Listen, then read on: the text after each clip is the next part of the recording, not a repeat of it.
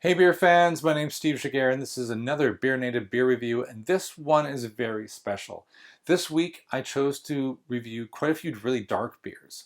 I started with a few salted caramel stouts, but then it occurred to me there is one beer that I can't miss this week, and that is the Black is Beautiful beer. And I actually have notes for this one. Look, I know. Normally I've got the whole thing memorized. I've done some homework, I've done some research, but there's just so much that's interesting about this particular effort.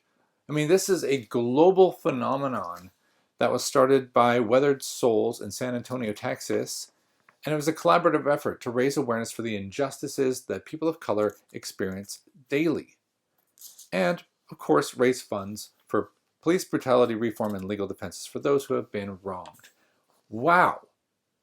Now there are, I think it's 1,158, something like that, and growing breweries who have participated in this. And when I say participated, I mean Weathered Souls released the recipe to the world and said, brew this beer. Please keep it according to this basic recipe, but you can do your own thing if you want. Maybe make it your own, a little bit like Pop Idol. Make that song your own.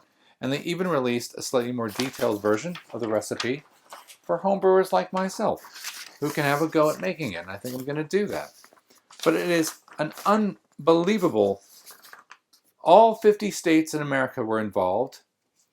I can't remember how many countries. Certainly the UK is involved. The one I will be sampling today is from Left-Handed Giant in Bristol. But Cloudwater, amongst many others in Britain, got involved as well. 100% of the proceeds must be donated to local foundations that support the efforts involving police brutality reform, legal defenses, etc. And it's an astonishing, it's a ray of beauty in what has been over the past few years a rather dark kind of, I don't know, there's been a lot of unpleasantries, let's say, without getting too into it. So Marcus, the head brewer at Weathered Souls, hats off to you. You flipping rock, buddy. That is crazy. So let's take a look at it. Well, we can do it in the beer can. Let's not cut corners here. It's a beautiful thing. What's incredible is all the labels look the same because they provided the template for the label. You can get it, you can make it. If you want to know how to do label printing, there was a link to do that. It was almost like if you'd never made a beer ever. And you're thinking, you know what, I'm going to start commercial brewing with this one. You kind of had the instructions. You had a killer recipe. You got a label all ready to go, but the art is fantastic. And you've got a mechanism to even make outside of brewing it for you, there was the recipe beyond the recipe was there to make this. And it's incredible. I mean, I'm kind of blown away by it. I'm a little disappointed it took me this long to find one because I don't live in the, if it wasn't lockdown, it would be everywhere because I'm normally traveling everywhere. But as it is, I live quite rural and I couldn't find it. So I had to go out of my way to order it. And big thanks to Premier Hop for having it in stock and letting me get it. So that rocks. Let's take a look. I've just taken it out of the fridge. I didn't want it quite at my fridge temperature because it is a 10% Imperial Stout. This particular version from Left-Handed Giant has adjuncts. They've kind of made it their own, you know. They've got coconut, cacao, and Tanzanian vanilla. I am not familiar with Tanzanian vanilla. The raw recipe on its own is, I can be more detailed here than I've ever been describing a recipe for a beer. 51, not 52, not 50, 51% two-row malt, 10% carafoam, 12% flaked oats, 9% 120 caramel, 4% dark chocolate malt, 8 black malt, 6% dextrose, with varying degrees of Cascade and exclusively Cascade hops at varying times throughout the brewing, with a relatively high IBU, as indicated on the recipe, although not printed directly on the can, I do not believe. No. I've seen other reviews and people have commented that the IBU is not in the can. Hey, you can download the recipe. It's right there. So it looks like it's going to be quite bitter, quite dark, quite alcoholic, and I'm going to get some coconut and Tanzanian vanilla, which I'm pretty excited about. All right, let's get rid of my notes and pop this open. Let's give it a whiff. It smells like mint chocolate, like a mint chocolate ice cream. It's got to be like the coconut and the vanilla I'm getting as an adjunct, because I haven't seen any reviews necessarily highlighting that. Oh man, I want to dive in so bad. All right, glass, where are you? Here we go. I've got a little bit of water in it. Let's do this. Just put a little bit in there. All right. Clean glass is important.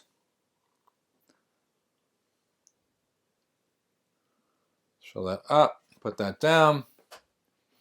Normally I sip it from the can just to get a can feel for it, but I'm not going to do that this time because let's just go straight to appreciating it properly out of the glass.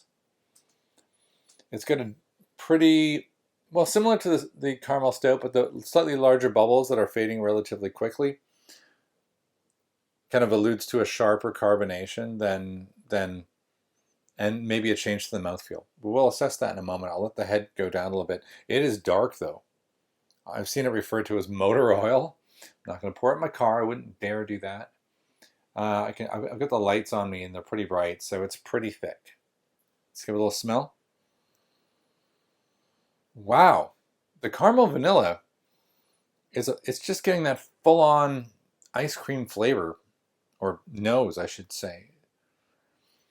I'm holding back because I really want to jump in. It seems so like my style of Imperial Stout. All right, we're low enough now. I can dare.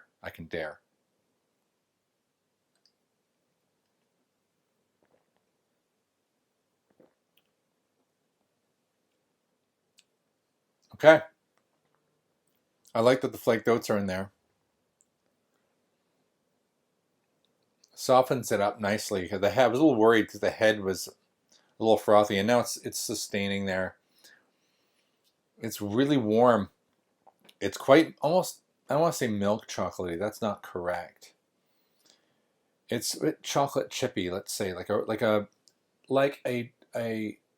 chocolate chip chocolate cookies. Not, I mean like standard chocolate chip cookies, but if you go to I don't want to let's for the sake of it, let's plug a Subway, right? When you get the chocolate on chocolate double chocolate cookies, and they have a bit of coconut made into them, right? That's that sort of chocolate brownie kind of thing going on.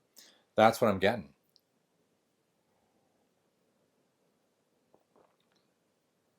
I just want to sip this slowly. I am amazed. I am amazed that at 10%, I am not, like, I get a late bit of alcohol, but the recipe is so fluid and so velvety, and the chocolate has layers, and when you first sip it, it feels like the coconut and the mint ease its way in, and then it ends with a very smooth, doughy kind of feel to it. Like a really light coconutty chocolate ice cream with a bit of mint. Who gives this away? This is a great recipe, and I could consider that generous. I also have to credit Left-Handed Giant because I'm not trying the pure recipe. I realize that. I am trying their version of it. But if I were them, I would have made a small batch of the standard, and then I would have added the adjuncts just to see who has that kind of money and time. But they might have done it. But if they did, you guys rock. Left-Handed Giant, Bristol. I'm really enjoying this. All right, let's score it up. And and a global initiative. By the way, the reason it's so high, that actually says the reason why it's so dark and so the alcohol content is so high. It says just, and the label, which we saw in the beer cam earlier, highlighting the multiple shades of colors in the spectrum of what represents black is beautiful. And I love it. Racism is bullshit. Hey, there we go. So scored up the art. I think it's outstanding. It's a beautiful piece of work. I'll put it up there so you can get a look at what the downloadable label looks like. It's very cool. All the links to find out more about this are going to be down in the show notes, of course. But there are loads of reviews, and go look at all the other ones because all the breweries are different. It's a fantastic experiment generally. To have the same recipe done by multiple breweries is just really super cool. I can't express how much I really love that. Independent of the effort. I'm going to give it do I give it a 5 out of 5 on art? Yeah, standard packaging, 3. We're starting at an 8, 5 and a 3. Might be my first 5 out of 5 on art. But I have another one coming. I've planned for you guys, so... Let's see, accuracy. Is it an Imperial Stout with coconut? It is, in fact, pretty darn accurate. It's not unique. Because I've been doing Imperial Stouts for ages. It's a great choice. So I'm going to go 8. It's going to get another 8. I'm going to say it hit the nail absolutely on the head for an Imperial Stout. The coconut and Tanzanian vanilla, sure. I got more than what I bargained for with it. So we're going to start with a 16. And do I like it? I freaking love it. It's really good. It's dangerous. And I'm regretting I only have 1. So we're going to go with probably more than an 8. I think I'm at 16. I'm probably going to go with a 9 out of 10 on it. Is it a perfect Imperial Stout? It's close. I don't know that there's any point in going 10. A 9 gets it a 25 out of 30. I'd tell you what, for the sake of it, just for the Untappd score, I'm going to go 10 out of 10. It is fantastic. And I kind of wanted to be skeptical. I want to say awesome effort, too bad about the beer, and not just look like I'm jumping on the bandwagon, right? But I really think of the beers I've had this week that are dark, this has been the best one so far. And I gave the Choo Choo I did yesterday, Choo Choo, a pretty good score. And it's got to come in better than that. It's got to. And it's got to be noticeably better because it is noticeably better. So I'm going to go with, I'm going to give it a 26 out of 30, which is going to be, it's going to be like a 4.25 on Untappd.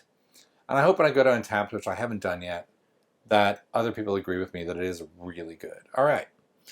Go check it out. I think it's blackisbeautiful.beer, but check it out in the show notes.